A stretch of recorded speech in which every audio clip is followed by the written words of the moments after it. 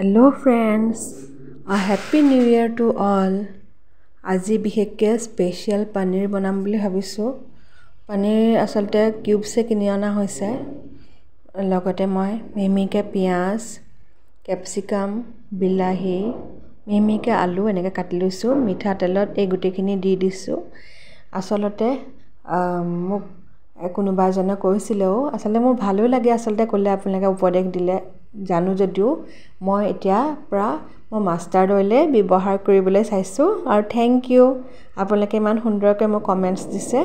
সেইকাৰণে আজি মই পনীৰ মই ৰিফাইন অইলত হলনি মই মাষ্টাৰ্ড অইলতে বনাইছো এতিয়া আন্তাজমতে নিমখ হালধি গুৰি লগতে মই ঘৰতে কৰা জিৰা গুৰিও দি দিছো এতিয়া মই গুটেখিনি ধুনিয়াকে আসলতে মিক্স কৰি লৈছো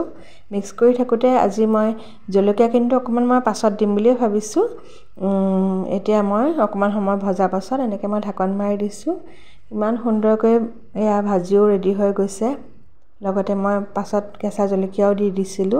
যেহেতু কেঁচা জলকীয়াটো জ্বলা আছিল সেইকাৰণে আটাই দিছিলো পনীৰখিনি আগতে মই ভাজি লোৱা নাছিলো এতিয়া মই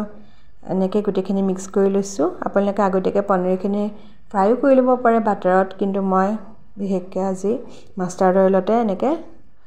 গুটেখিনি বনাই দিলো হেখত মই কসুৰি মেথি দি দিলো আজিনো এই ৰেচিপিটো আপোনালোকক কেনেকুৱা লাগিলে কমেন্ট সেকশনতো জনাব এতিয়া মই টমেটো সসও দি দিছো